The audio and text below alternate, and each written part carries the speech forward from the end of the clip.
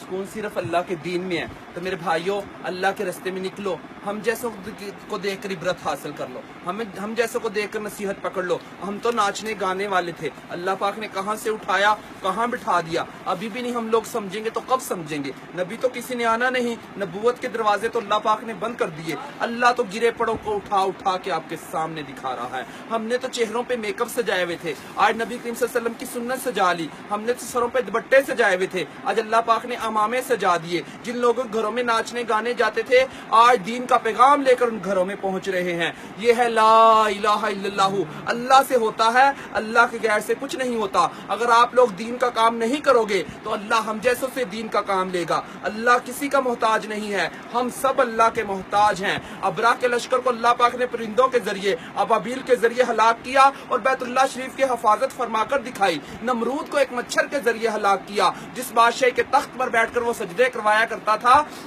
उसी बादशाह के तख्त पर बैठकर अल्लाह पाक ने उसके सर में छितर मरवा के दिखाए। अल्लाह किसी का मोहताज नहीं, हम सब अल्लाह के मोहताज हैं। हमने सब ने अल्लाह के पास लौट कर जाना है। तो हमारे नबी करीम सल्लल्लाहु अलैहि वसल्लम ने फरमाया कि अक्लमंद इंसान वो है जो मरने से पहले मरने की तैयारी कर ले। तो मेरे भाइयों, हम तो मरने की तैयारी में लग चुके, अब सब भाई लगेंगे ना इंशाअल्लाह। इंशाअल्लाह दीन का काम करेंगे ना इंशाअल्लाह।